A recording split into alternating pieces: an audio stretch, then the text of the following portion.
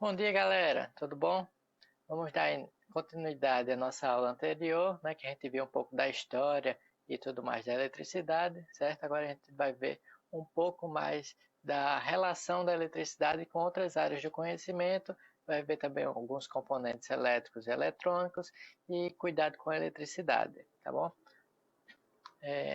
A partir do surgimento da eletricidade, todas as outras áreas do conhecimento tiveram um grande avanço. É, por exemplo, a agricultura teve a criação de motores que poderiam bombear água a grandes distâncias, fazendo com que poderia fazer a irrigação de maiores áreas.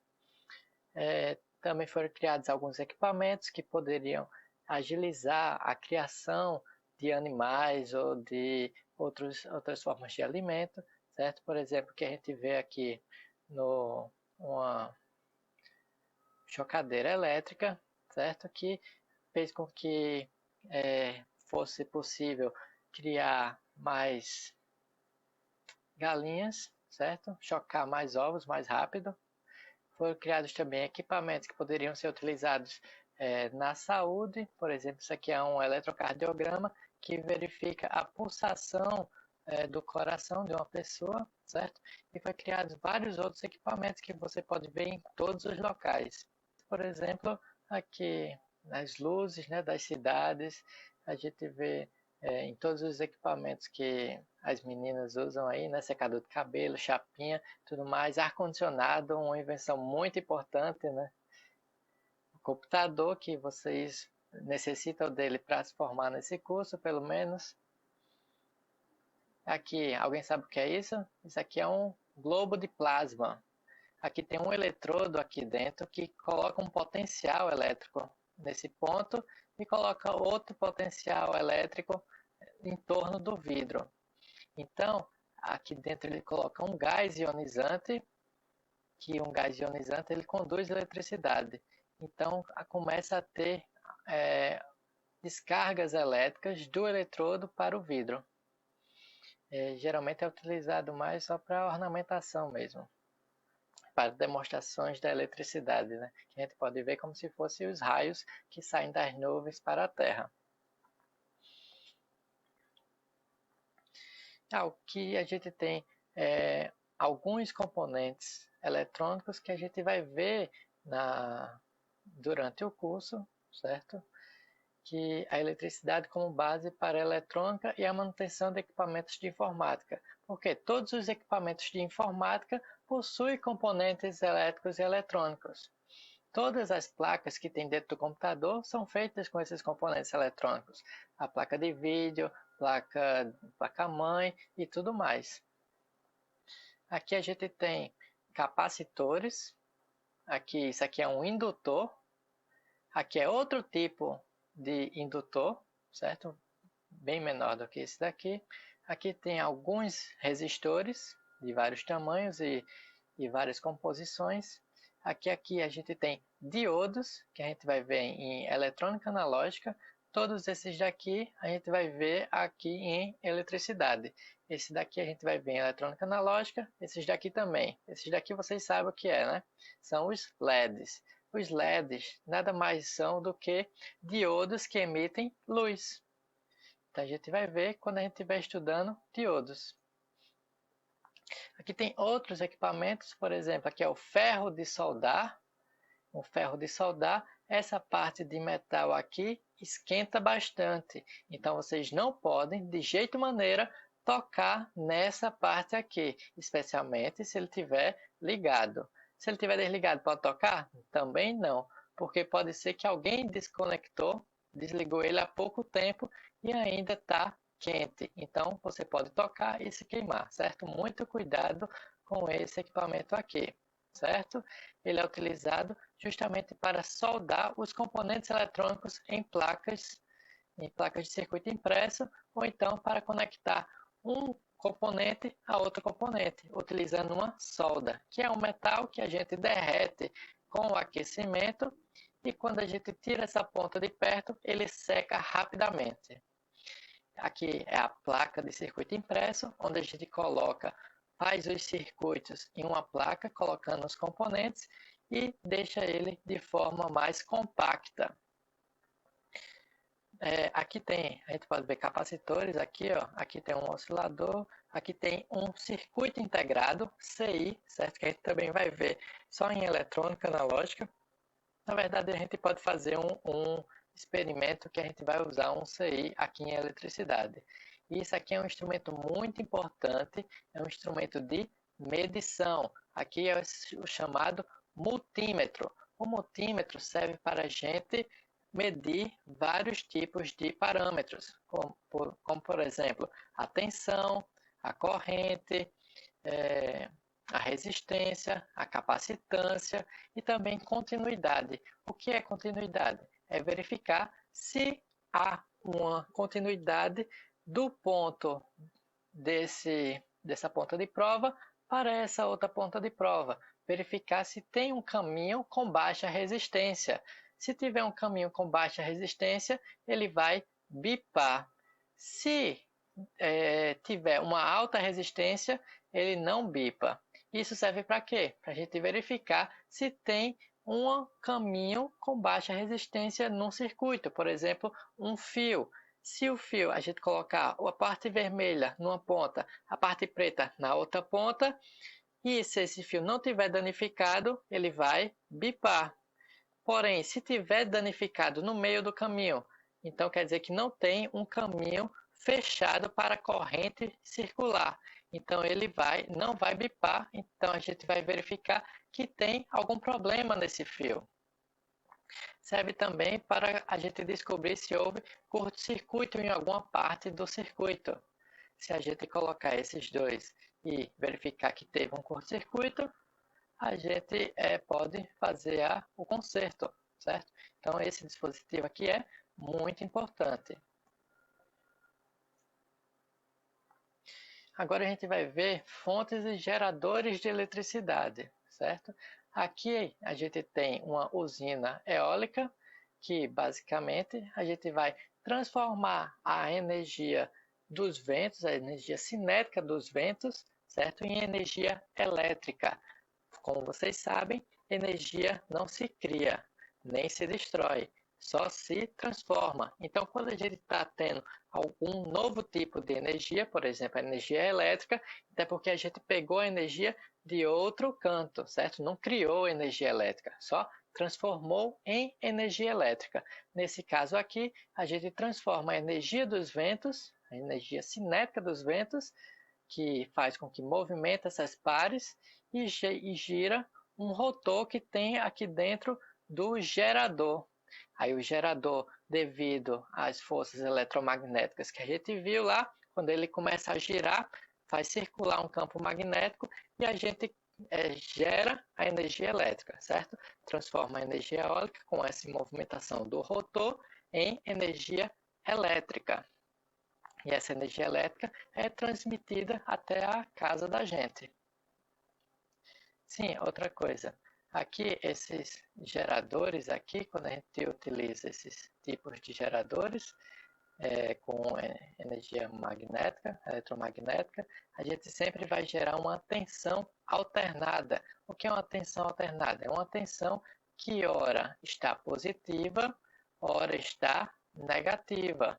Depois vai para positivo de novo e depois vai para negativo de novo, seguindo o formato de uma senoide. Uma senoide é uma função seno, certo? Função seno que vocês veem na matemática, lá na trigonometria. Então, ela vai aumentando até chegar a um máximo, depois vai diminuindo, passando pelo zero e chega no máximo negativo. Depois sobe de novo, passa pelo zero e vai até o máximo positivo e assim sucessivamente, como uma onda mesmo, certo? Aqui a gente tem as hidrelétricas. As hidrelétricas funcionam basicamente da mesma forma que os aerogeradores, só que em vez de utilizar o ar para girar as pares, a gente utiliza a água para girar o rotor lá do gerador. E esse gerador gera tensão elétrica senoidal também.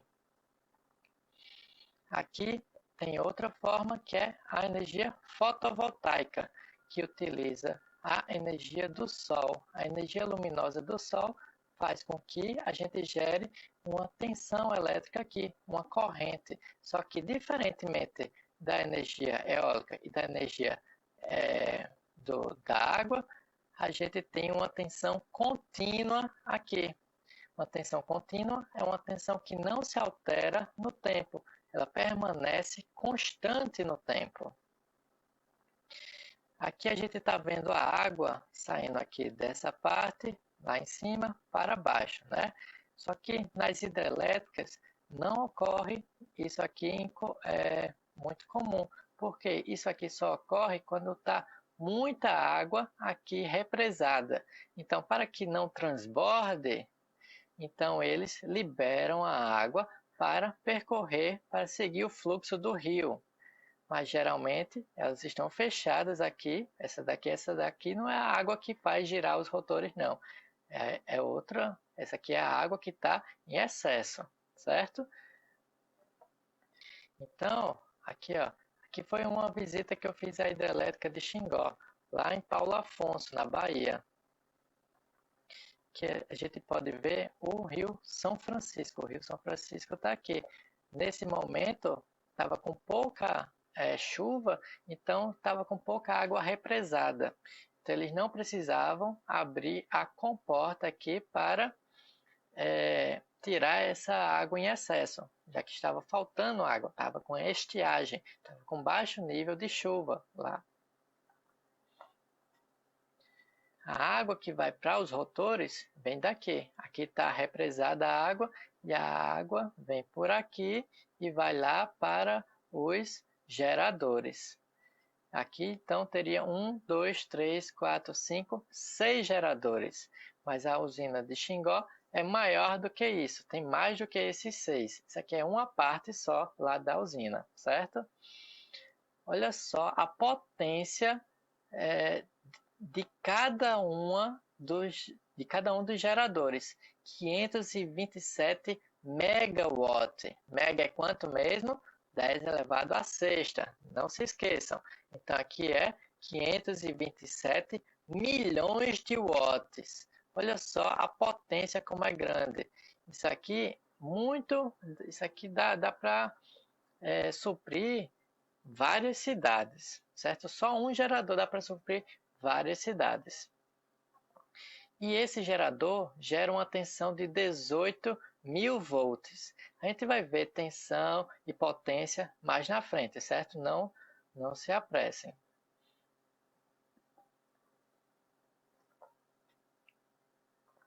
E aqui estão os geradores, tá? Aqui embaixo, na verdade, certo? Aqui tem 1, 2, 3, 4, 5, 6 geradores. São aqueles 6 que a gente viu lá mais atrás. Tudo bem? Aquela água vai e bate aqui embaixo, lá embaixo mesmo, certo? Isso aqui é muito grande. Aqui é uma parte da extensão lá do Xingó, quando eles estão criando para colocar mais geradores. Olha o tamanho do buraco, é muito grande. E o fluxo de água lá vem e chega por aqui. A água vem lá de cima, vem por aqui e vai para o motor. Só uma foto bonita lá do rio, onde a água está represada, certo? E dando continuidade, aqui algumas cargas e consumidores. O que são cargas? São dispositivos, equipamentos que utilizam da energia elétrica. Por exemplo, chuveiro, que faz com que passe uma corrente e uma resistência aqui, que a gente vai ver o que é resistência também mais na frente, certo? E quando a corrente passa pela resistência, aquece a resistência. A resistência entra em contato com a água e aquece a água. Por isso que a água sai quente aqui. Outra carga também são as lâmpadas e outra carga os motores. O motor é justamente o oposto do gerador. No motor, a gente coloca energia elétrica e faz girar o rotor. No gerador, é o contrário. A gente gira o rotor e gera energia elétrica, certo? E alguns consumidores, a gente é consumidor, certo? Também tem as empresas. Aqui é uma empresa que monta os carros, as montadoras de carros, certo? Utiliza energia elétrica para girar aqui a esteira, para operar essas máquinas também e para fundir também uma peça na outra. Isso aqui é outro consumidor, isso aqui é numa siderúrgica, que a gente pode aquecer os ferros e derreter o material. Também com a corrente elétrica, porque a gente passa uma corrente tão grande dentro do metal que o metal começa a derreter. Isso aqui é um forno elétrico. Outros tipos, aqui temos interruptores. Um interruptor que vocês conhecem bastante, que é para utilizar nas lâmpadas. Aqui é uma chave, a corrente vem por aqui, passa por esse metal e sai por aqui, certo? Se isso aqui estiver aberto, levantado, a corrente não vai ter como chegar nesse outro ponto. Então, é uma chave aberta, uma chave que vai impedir a passagem de corrente elétrica. Aqui, vocês sabem o que é? Os disjuntores. Para quem acertou, muito bem. Então aqui, disjuntores. Os disjuntores servem para a proteção do circuito. A gente vai estudar também mais na frente eles. Os disjuntores podem proteger contra dois casos, curto-circuito ou sobrecarga. Curto-circuito é quando tem uma corrente muito alta. Por exemplo, quando passa um fio positivo num fio negativo e eles tocam um no outro. Então, cria um caminho com baixa resistência para a corrente e isso faz com que tenha uma corrente muito alta. E sobrecarga é quando está passando a corrente acima da normal, da nominal. Certo? Eles também podem operar como manobra, podem operar como se fosse um interruptor, fechando ou abrindo a partir da escolha da gente, manualmente. Certo? Quando está para proteção de curto-circuito e sobrecorrente, eles desativam automaticamente. E isso aqui, quem é que adivinha o que é? Os disjuntores também, só que é um disjuntor muito maior, um disjuntor para um nível de tensão muito maior. Isso aqui são disjuntores encontrados nas subestações. Aqui é um disjuntor, por exemplo, de 130 mil volts. Isso aqui é um disjuntor para 220 volts, que a gente utiliza aqui nas nossas residências. Isso aqui é um disjuntor de 130 mil volts. Isso aqui, alguém adivinha? É que encontra em poste. Muito bem. Isso aqui são os transformadores. Eles transformam as tensões. A tensão que tem na rede elétrica, perto da casa da gente, é de 13.800 volts. Mas a gente não utiliza isso na casa da gente. A gente utiliza quanto?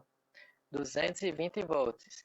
Então aqui, ó, ele chega a tensão de 13.800 volts aqui em cima e aqui atrás dele tem mais 4 ou 3 terminais que saem de 220 volts. Que esses é o que vão para a casa da gente. E isso aqui, o que é? Isso aqui também é um transformador. Só que é um transformador eletrônico que a gente utiliza nos equipamentos eletrônicos ou nas fontes. Que ele transforma de 220 ou de 110 volts para 18, 10, 15 volts, que a gente pode utilizar nos equipamentos eletrônicos. A gente precisa de uma tensão baixa nos equipamentos. E aqui de novo outros equipamentos eletrônicos que você já viu, outros dispositivos, certo? E os profissionais que lidam com a eletricidade, quais são? Eletricista, técnico em eletricidade, também chamados de eletrotécnicos, e os engenheiros eletricistas. Qual a diferença entre eles? A primeira é o tempo do curso que eles têm que fazer para se formar. Em eletricistas, precisa fazer um curso profissionalizante de até 120 horas. Tem cursos menores.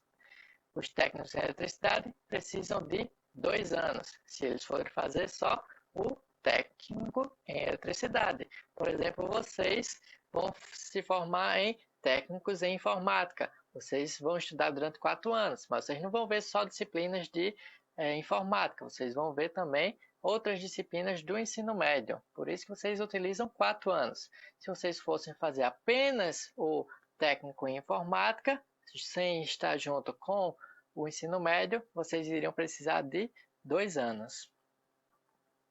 E também tem os engenheiros eletricistas que precisam fazer um curso de graduação de 5 anos. E qual a diferença entre esses três também? O salário. Muito bem. Quem ganha mais? O engenheiro eletricista. Depois o técnico em eletricidade e por último o eletricista. Em termos de função, qual a diferença? A função do engenheiro eletricista é fazer, projetar, criar. Eles projetam circuitos elétricos, eles projetam equipamentos, eles podem fazer testes também, só que testes que envolvem maior carga matemática, uma maior carga de conhecimento, porque eles estudam muito mais do que esses outros dois. E os técnicos em eletricidade, eles podem fazer manutenção de computador, manutenção de equipamentos, pode também fazer uma parte do projeto, certo? Só que algo que não envolva muita matemática, não envolva muito conhecimento, certo? Eles podem também fazer tudo que o eletricista faz, só que com maior conhecimento. O eletricista faz o quê? É aquele que está na mão de obra mesmo. Ele vai lá montar o circuito, ele vai lá fazer alguns testes, e vai lá consertar alguns equipamentos também, certo? Só que coisas mais específicas que ele estudou e conheceu. E agora, cuidados com a eletricidade. Isso aí é um assunto muito importante, porque quando a gente está envolvendo com a eletricidade, a gente tem que ter muito cuidado. Muito cuidado por quê? Porque pode matar ou deixar a gente com problemas sérios, certo? Problemas que ficam o resto da vida.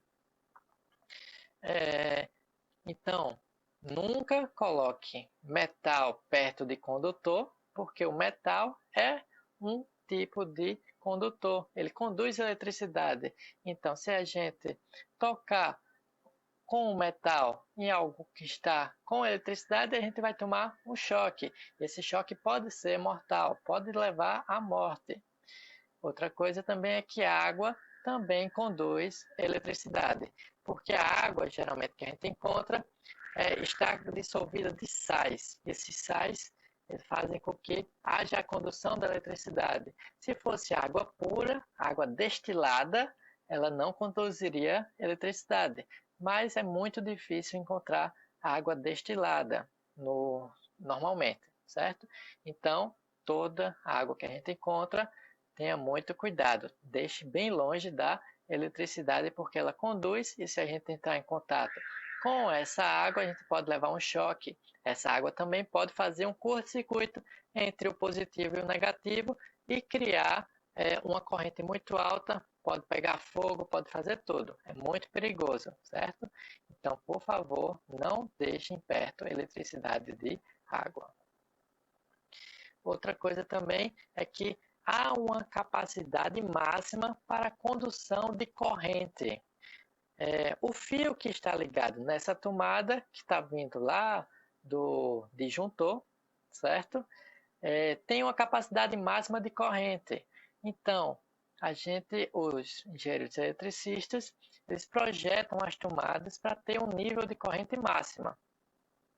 Então, se a gente for colocar vários equipamentos nessa tomada, pode ser que esses equipamentos suguem uma corrente muito maior do que o que estava sendo projetado.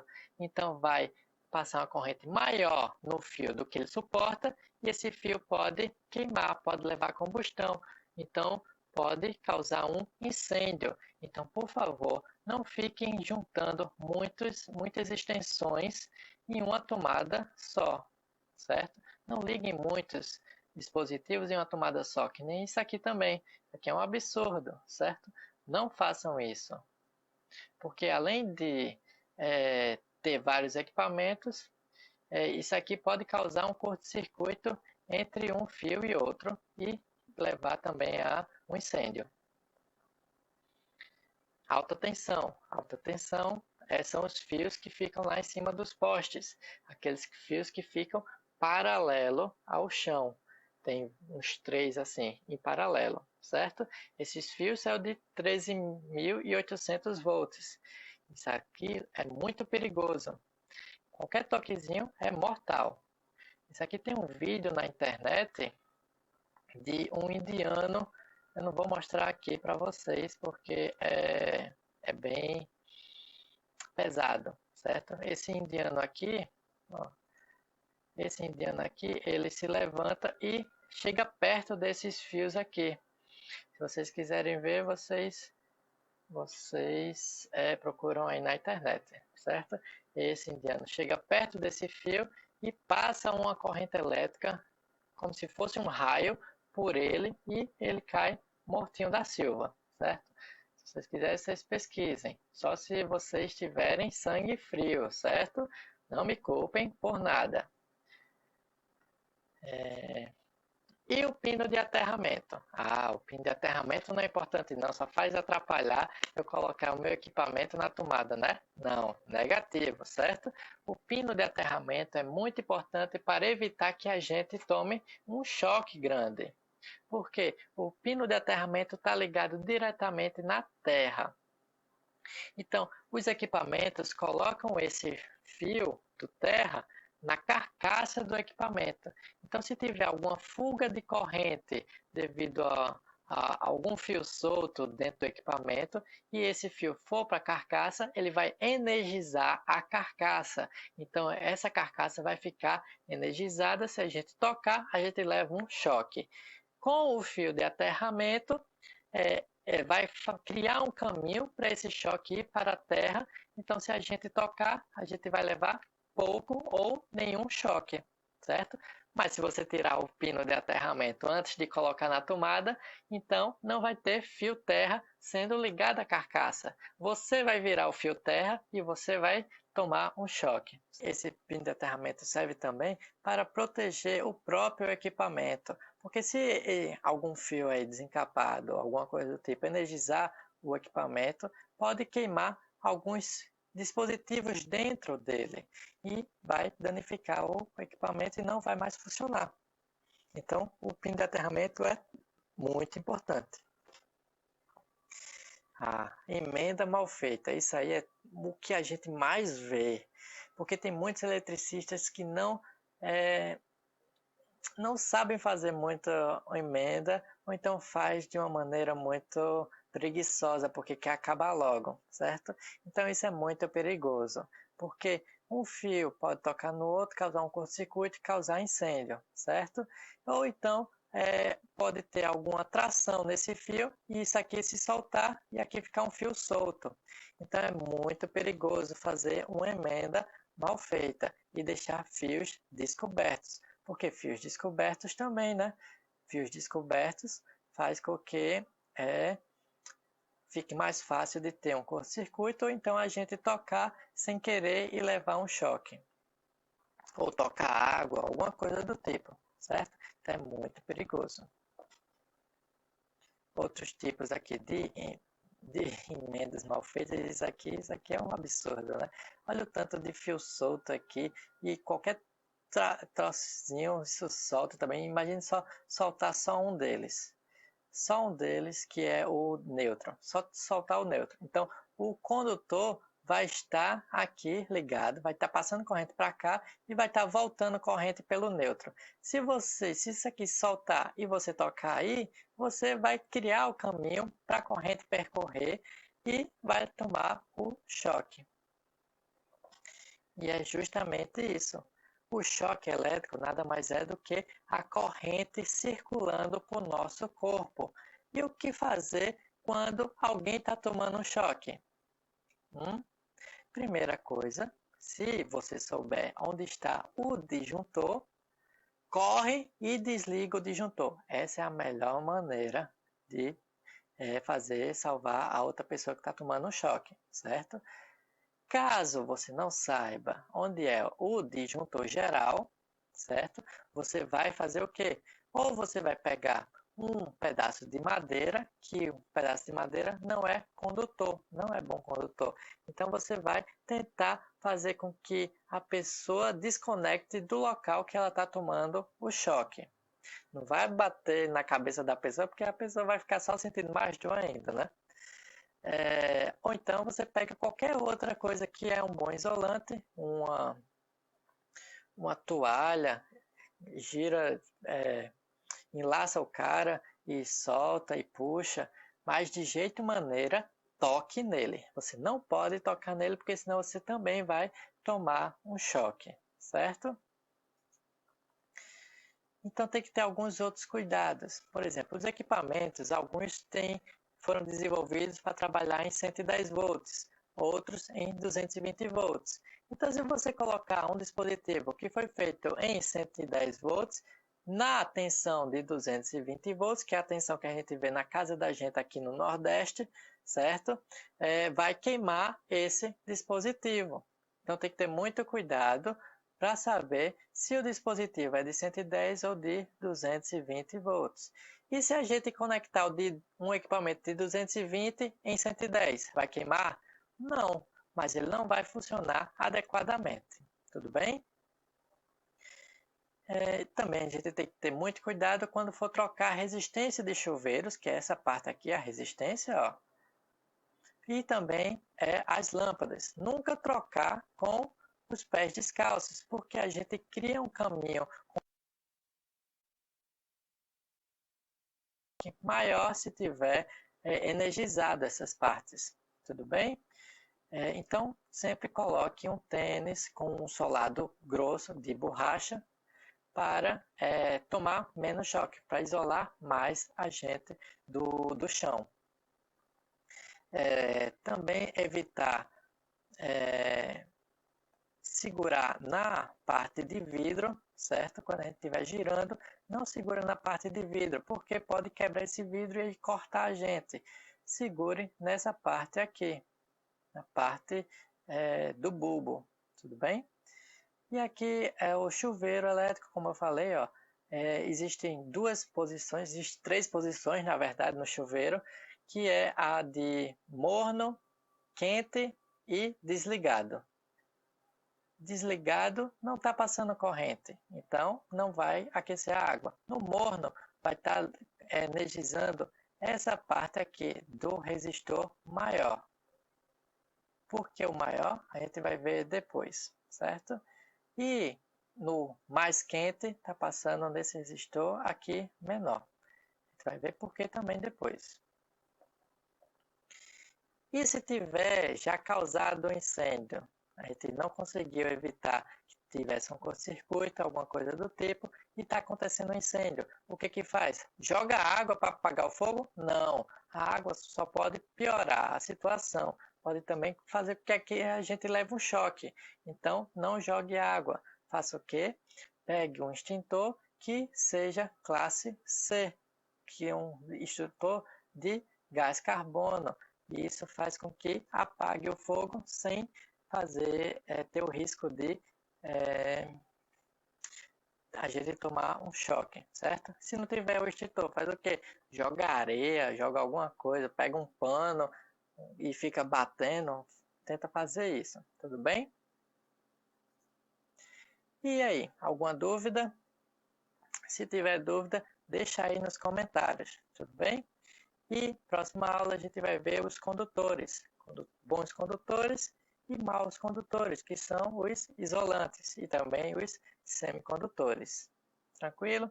Qualquer dúvida, deixa aí nos comentários ou envia um e-mail para mim, certo? Até a próxima aula.